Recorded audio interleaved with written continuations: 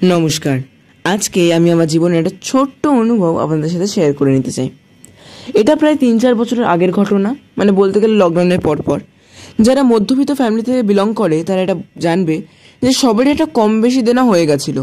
আমাদেরও সেম দেনা হয়েছিল, কিন্তু এতটাই দেনা হয়েছিল কি করব, কোথায় যাব, কিচ্ছু আসছিল না মাথায়। এমনকি সারাক্ষণ মাথায় নেগেটিভ চিন্তা ঘুরছিল। তো একদিন আমি মোবাইলে ইউটিউব ঘাঁটছিলাম, তো একটা ভিডিও আসে হনুমানজির সংকল্প। হনুমানজির সংকল্প আসলে কী হয় আমি সেটাও জানতাম না তখন। তো তখন আমি ভিডিওটা দেখলাম। সেখানে বলছে যে হনুমানজির সংকল্প নিলে জীবনে যা বিপত্তি কষ্ট আছে হনুমানজি সবগুলো ঠিক করে দেয়। তো আমি ভাবি যে আমিও নেব। তো আমি কি করি, 11 দিনের সংকল্প নিই।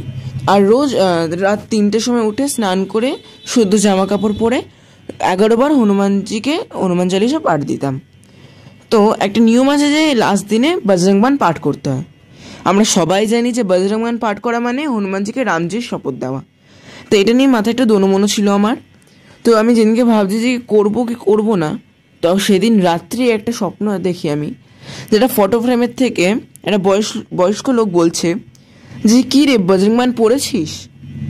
সেটা দেখে তখন আমি কিছু বুঝতে পারিনি। স্বপ্ন যখন ভাঙে তখন আমি যখন আমার মা বাবাকে বলি, আরও সবাইকে বলি, আমার আত্মীয় স্বজনকে, তখন আমি জানতে পারি তিনি হচ্ছে নিমকরলি বাবা।